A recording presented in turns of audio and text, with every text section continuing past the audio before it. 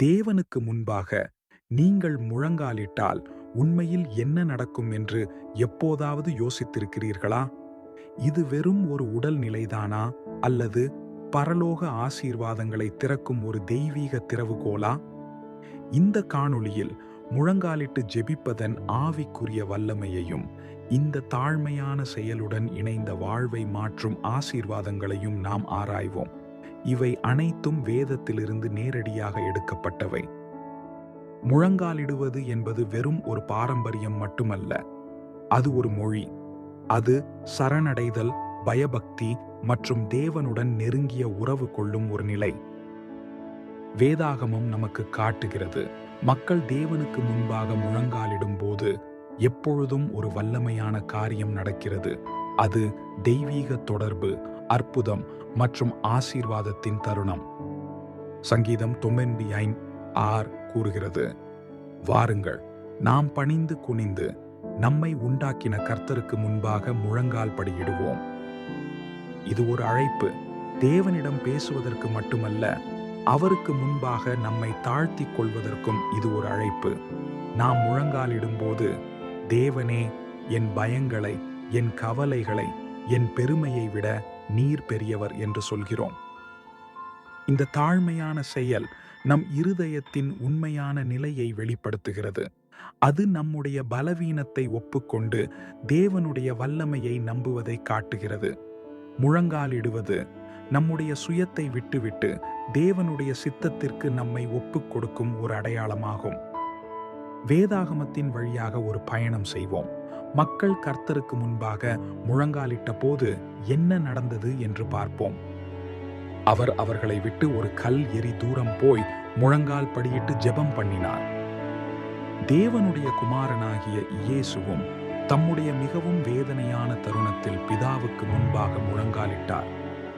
பலம் சரணடைவதிலிருந்து வருகிறது என்பதை அவர் அறிந்திருந்தார். அதன் விளைவாக தேவ தூதர்கள் அவருக்கு பலப்படுத்த வந்தார்கள். பாடம்: நாம் முழங்காலிடும்போது நம்முடைய பலவீனத்தில் இயற்கைக்கு அப்பாற்பட்ட பலத்தை பெறுகிறோம். இயேசுவின் உதாரணம் நம்முடைய போராட்டங்களில் தேவனை சார்ந்து இருப்பதன் முக்கியத்துவத்தை வலியுறுத்துகிறது. அவன் இஸ்ரவேல் சபையார் யாவருக்கும் முன்பாக முழங்கால் படியிட்டு தன் கைகளை வானத்திற்கு நேராக விரித்து, ஞானமுள்ள ராஜாவாகிய சாலமோன் முழங்காலிடுவது தெய்வீக பிரசன்னத்தை கொண்டு வரும் என்பதை அறிந்திருந்தார். அவருடைய ஜெபத்திற்கு பிறகு வானத்திலிருந்து அக்கினி இறங்கி கர்த்தருடைய மகிமை ஆலயத்தை நிரப்பியது. பாடம்: முழங்காலிடுவது தேவனுடைய மகிமையை உங்களிடத்திற்குள் அழைக்கிறது. இது வெறும் ஒரு சடங்கு அல்ல, அது தேவனுடைய வல்லமையை வெளிப்படுத்தும் ஒரு செயல். அவன் ஒரு நாளுக்கு 3 தரம் முழங்கால் படியிட்டு தன் தேவனுக்கு முன்பாக ஜெபம் பண்ணி ஸ்தோத்திரித்தான். மரண தண்டனை தன் தலைக்கு மேல் இருந்த போதிலும் தானியேல் முழங்காலிட்டு ஜெபித்தார். அதற்கு பதிலாக தேவன் சிங்கங்களின் வாய்களை அடைத்தார். பாடம்: முழங்காலிட்டு ஜெபிப்பது உயிருக்கு ஆபத்தான சூழ்நிலைகளிலும் விடுதலையை கொண்டு வருகிறது.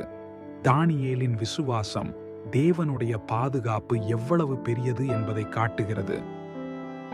இவைகளை சொல்லி முடித்த பின்பு அவன் முழங்கால் படியிட்டு அவர்கள் அனைவரோடும் ஜெபம் பண்ணினான்.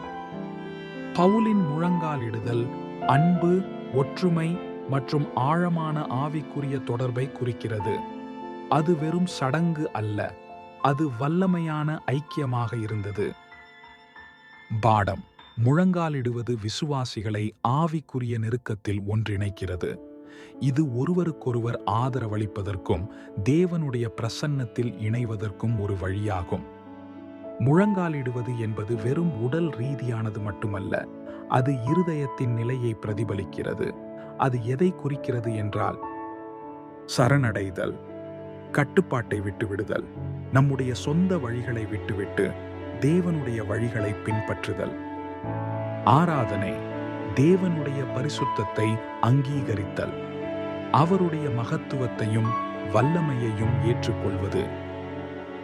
விரக்தி, தேவனே, என்னால் முடியாது, ஆனால் உம்மால் முடியும் என்று சொல்வது. நம்முடைய பலவீனத்தை ஒப்புக்கொண்டு அவருடைய வல்லமையை நம்புவது. எதிர்பார்ப்பு, இயற்கைக்கு அப்பாற்பட்ட ஒன்று நடக்கும் என்று நம்புவது. தேவனுடைய பதிலுக்காக காத்திருப்பது. பிலிப்பியர் 2 கூறுகிறது, இயேசுவின் நாமத்திற்கு வானோர் பூதலத்தோர் பூமியின் கீழானோருடைய முழங்கால் யாவும் முடங்கும்படிக்கும். ஒரு நாள் ஒவ்வொரு முழங்காலும் முடங்கும்.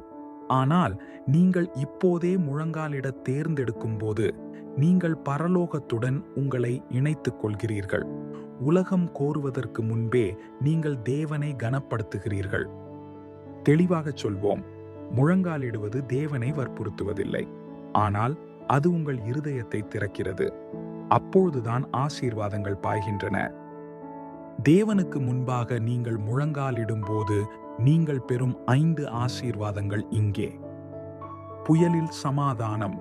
கெச்சமனே தோட்டத்தில் இயேசுவை போல உங்கள் சூழ்நிலைகள் எவ்வளவு கடினமாக இருந்தாலும் தேவனுடைய சமாதானம் உங்கள் இருதயத்தை நிரப்பும். தெய்வீக பிரசன்னம். ஆலயத்தில் சாலோமோனைப் போல நீங்கள் முழங்காலிடும்போது தேவனுடைய மகிமையான பிரசன்னத்தை உங்கள் வாழ்வில் உணர்வீர்கள். பயத்தின் மீது வெற்றி.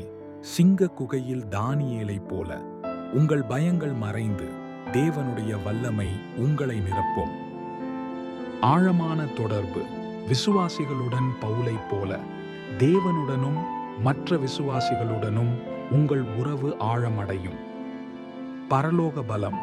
ஒரு குழந்தைக்கு ஜெபித்த அன்னாளைப் போல 1 சாமுவேல் 1:10. உங்கள் பலவீனத்தில் தேவன் உங்களுக்கு இயற்கைக்கு அப்பாற்பட்ட பலத்தை அளிப்பார். இந்த ஆசீர்வாதங்கள் முழங்காலிட்டு ஜெபிப்பதன் மூலம் நாம் பெறும் சில நன்மைகள் மட்டுமே. தேவனுடைய கிருபை அளவில்லாதது. ஒருவேளை நீங்கள் பெருமையுடன் உயர்ந்து நின்றிருக்கலாம். ஒருவேளை நீங்கள் அதிக பாரத்தால் மூழ்கியிருக்கலாம். ஒருவேளை நீங்கள் ஒரு பதிலுக்காக ஏங்கிக் கொண்டிருக்கலாம். இன்று நீங்கள் வித்தியாசமான ஒன்றை முயற்சி செய்வீர்களா? முழங்காலிடுங்கள். உங்கள் அறையில் முழங்காலிடுங்கள். உங்கள் சமையல் அறையில், உங்கள் காரில், நீங்கள் எங்கிருந்தாலும் ஜெபியுங்கள். உங்களுக்கு ஆடம்பரமான வார்த்தைகள் தேவையில்லை. ஒரு திறந்த இருதயம் போதும். உங்கள் இருதயத்தின் ஆழத்திலிருந்து தேவனிடம் பேசுங்கள். அவர் உங்கள் குரலை கேட்பார். முழங்கால்கள் தரையை தொடும்பொழுது பரலோகம் திறக்கிறது. உலகம் உங்களை தள்ளும் வரை காத்திருக்க வேண்டாம். இன்று உங்கள் ராஜாவுக்கு முன்பாக முழங்காலிட தேர்ந்தெடுங்கள்.